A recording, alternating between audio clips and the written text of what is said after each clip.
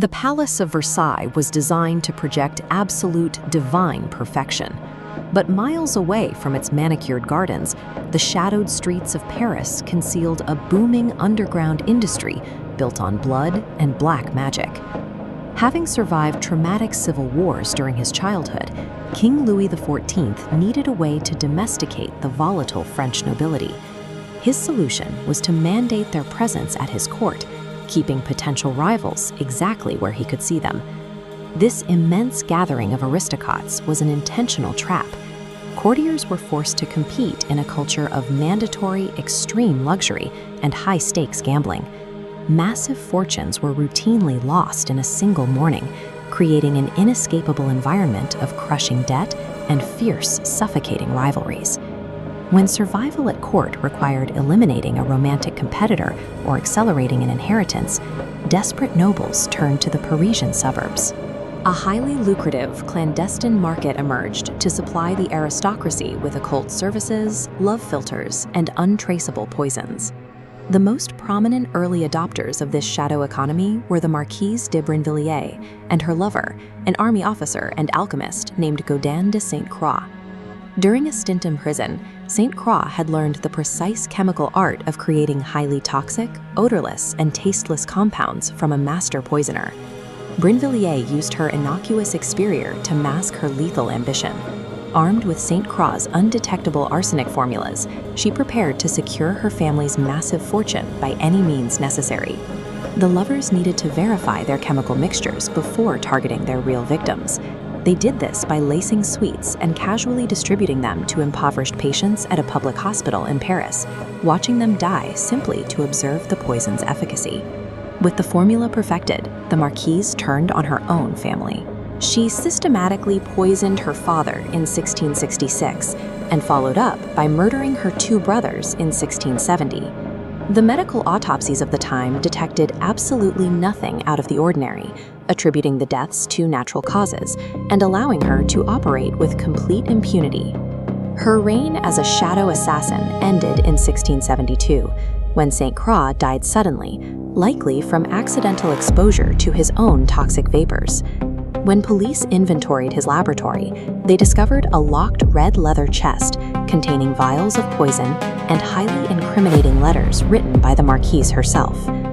Brinvilliers fled the country, but was eventually captured in a convent and dragged back to Paris. She was subjected to the brutal water cure, forced to swallow 16 pints of water during interrogation, before being beheaded and burned at the stake in 1676. Just before her execution, she delivered a chilling warning from the scaffold.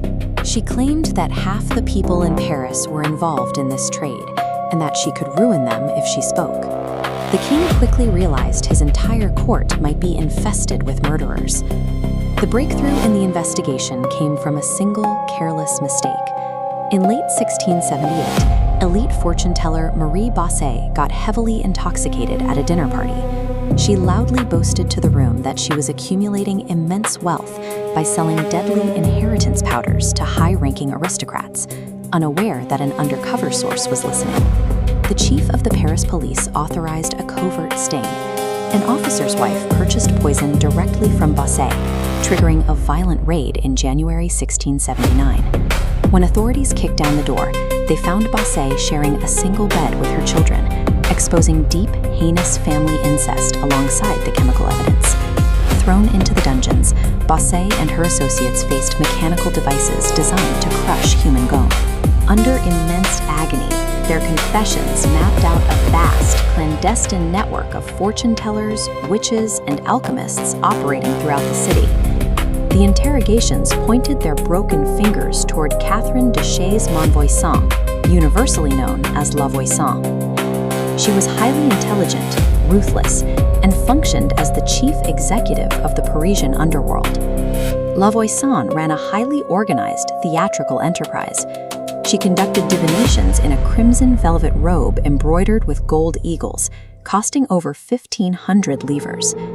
Behind this elaborate presentation, she operated a lucrative illegal abortion clinic for prominent commoners and aristocrats, routinely burning late-term fetuses in a glowing crematorium furnace hidden in her private garden. disposing of remains was just a side hustle.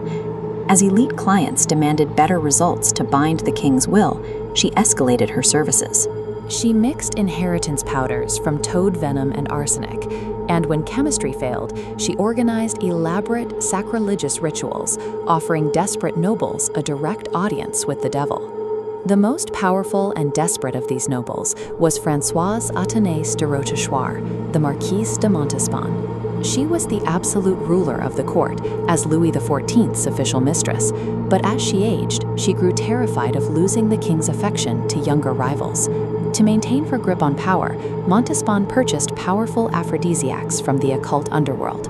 She secretly spiked the king's food and wine with vile concoctions made of Spanish fly, iron filings, and human blood, attempting to bind his senses and secure his devotion. When those chemical drugs failed to produce absolute loyalty, Montespan demanded the ultimate escalation. She hired Voisin and an apostate Catholic priest named Abbé Etienne Guibourg to perform a horrifying black mass. In a dark, windowless room, a black velvet pall was laid over a mattress. Montespan lay completely naked to serve as the living altar. 6 black candles were lit, and a gold chalice was placed directly upon her bare abdomen. As Guibourg chanted a corrupted liturgy, an assistant brought forward a live, premature infant. Its throat was slit, its blood collected in the chalice on Montespan's skin, and its body was immediately burned in Lavoissin's furnace. Montespan listened quietly as the priest invoked demons to assure her the king's love. By 1679, this conspiracy to control the monarch culminated in a literal plot to hand him a poisoned petition. What began as a localized criminal market had transformed into a catastrophic, direct threat to the French monarchy itself. Terrified by the assassination attempts, Louis XIV established an extraordinary judicial commission in April 1679, known as the Chambre Ardente, or the Burning Court. It operated in absolute secrecy in a windowless royal munitions warehouse, illuminated solely by the flickering light of flaming torches. The tribunal's reach was massive. The magistrates issued 319 arrest warrants, dragging in over 400 suspects. The dragnet pulled in some of the wealthiest elites in the nation, including highly decorated military marshals and prominent duchesses. The court utilized a horrific arsenal of mechanical nightmares to extract the truth from the aristocracy. Suspects faced the strappado, where they were hoisted by their arms bound behind their backs, with heavy iron weights attached to their ankles, completely dislocating their shoulders. Others faced crushing plates lined with metal spikes, designed to splinter shins and fingers. Lavoisin herself was violently interrogated, but strategically denied ever meeting Montespan to avoid the charge of regicide. She was condemned to death and burned alive at the stake in February 1680. She fought violently to the very end, desperately kicking the burning straw away with her feet until the fire completely enveloped her. The Grand Witch was dead, but the most explosive and destructive truth of the entire affair was still locked safely inside the mind of her surviving daughter. Under grueling interrogation, Lavoisin's daughter, Marie Marguerite, finally cracked. She spilled everything she knew, directly exposing Madame de Montespan's use of aphrodisiacs and her participation in the horrific infant sacrifices to the magistrates. When this testimony reached Louis XIV, he suffered a profound psychological collapse.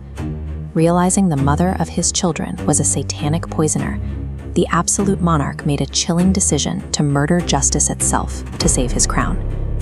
The king ordered the chief of police to record all testimony regarding Montespan on loose, unnumbered sheets of paper. He then took those precise documents and physically threw them into his fireplace, completely erasing the evidence.